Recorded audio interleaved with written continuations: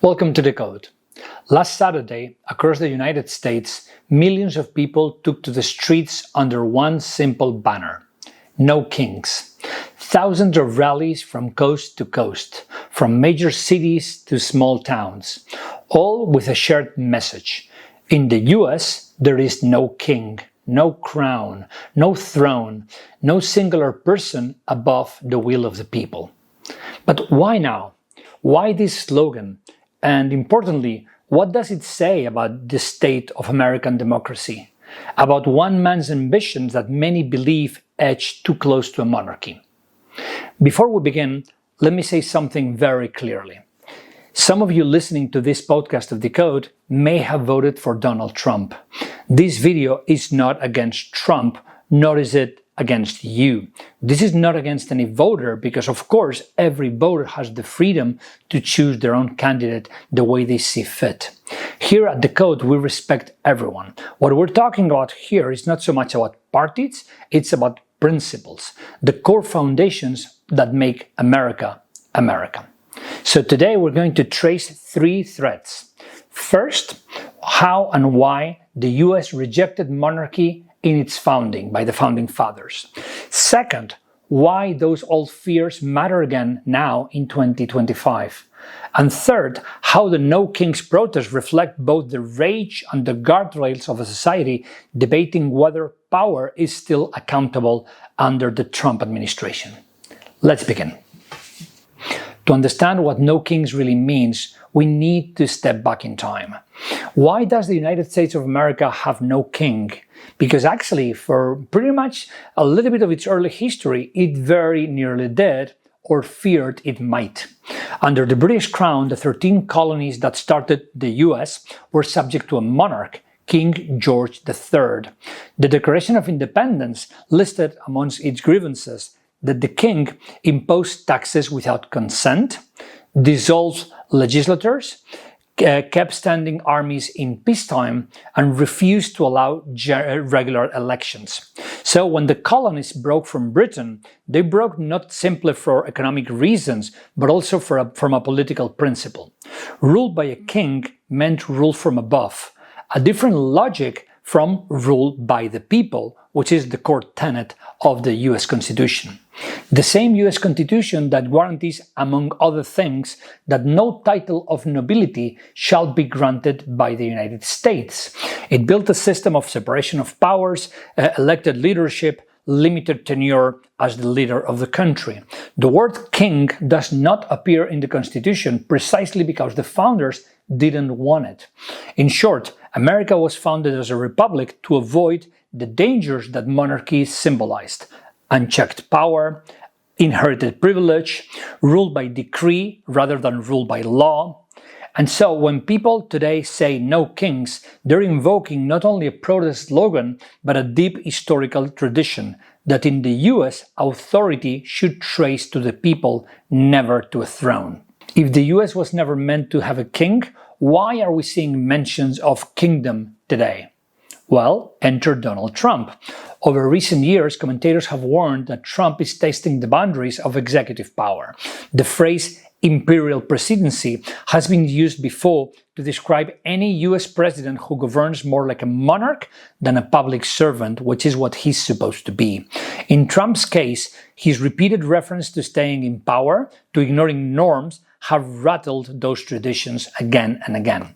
For example, in early 2025, he publicly discussed the idea of a third presidential term, something explicitly barred by the US Constitution 22nd Amendment.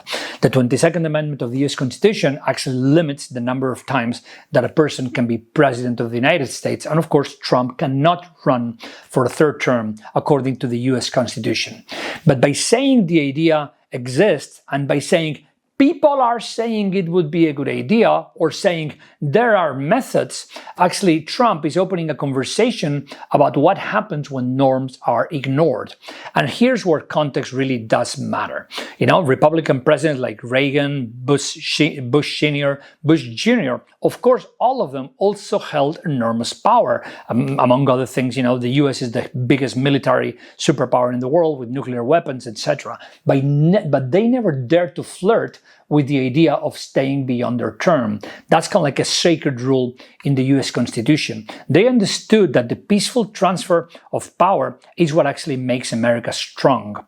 You can love Trump for shaking up the system, for speaking plainly, for challenging the establishment. Trump has done a lot of good things, but at what time does leadership start to look like a monarchy?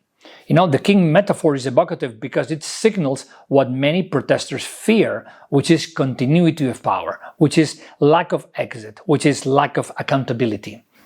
The same concern that the founding fathers once had about King George III.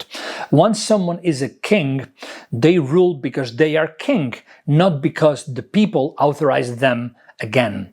So when the No Kings protest label Trump as king-like, they're not saying literally he's crowned tomorrow. What they're saying is the behaviors, the ambitions, the accumulation of power by Trump resemble the logic of a monarchy more than a democratic republic, which is what the US is supposed to be.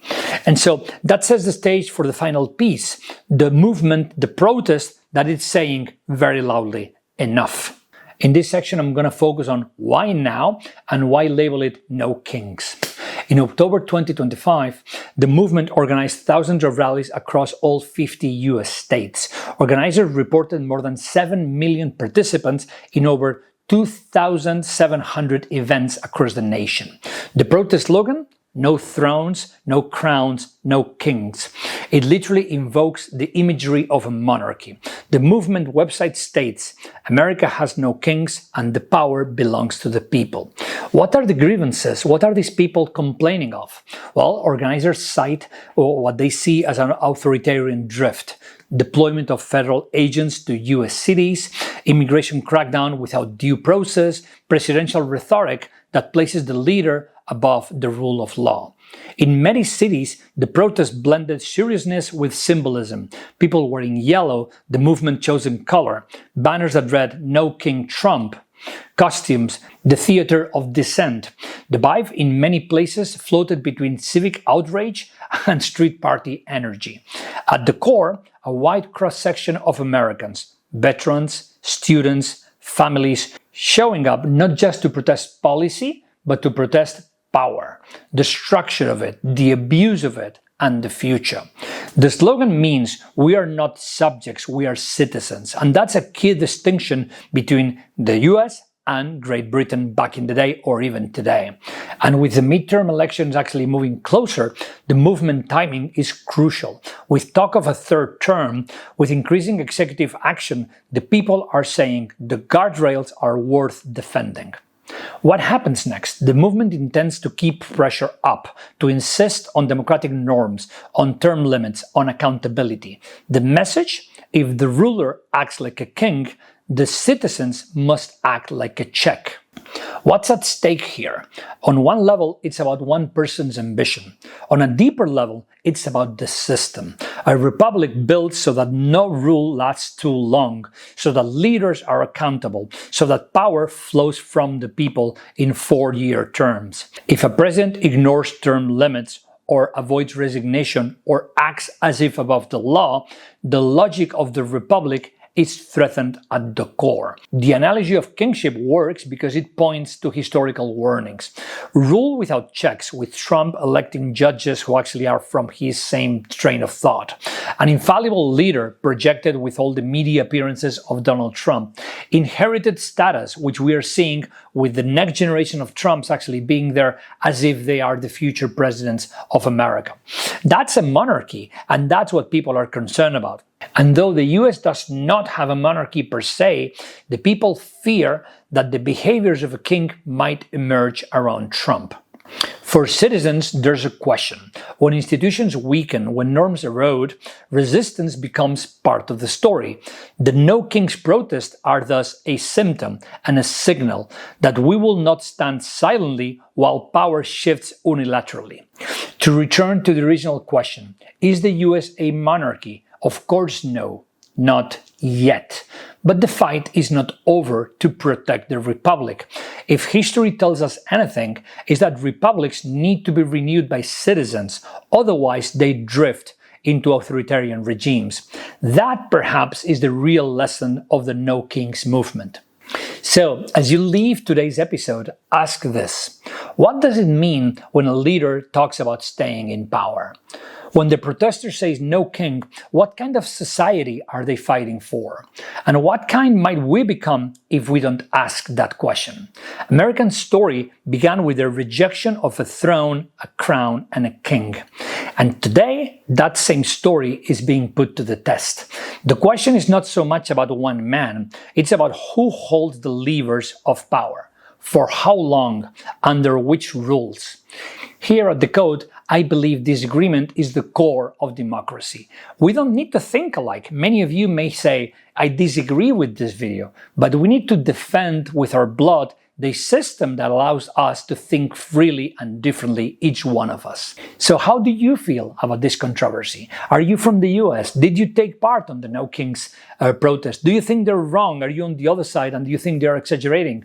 Please, I would love to engage with you guys in the conversation. So leave your comments below so we can begin all of us learning together about the situation and how can we protect democracy, be it in the US or elsewhere.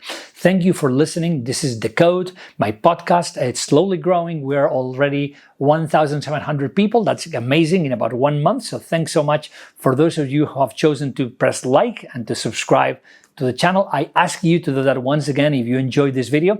Every video I'm learning a little bit the kind of subjects and the kind of topics that you guys can enjoy. And this one I think is a very, very recent topic that's actually very interesting because it tests the limits of what democracy is and the limits of when does it become too authoritarian. If you enjoyed this video, again, press like, hit subscribe, and hit the bell so that you can be notified. I put one video at least every Friday, and this week we're actually putting out 2 videos to grow a little bit faster. So this Friday there's another video coming about our comfort society. That's going to be an interesting one. So please, thank you for being here. This is DECODE. Stay engaged, stay curious, and see you on the next video. Bye.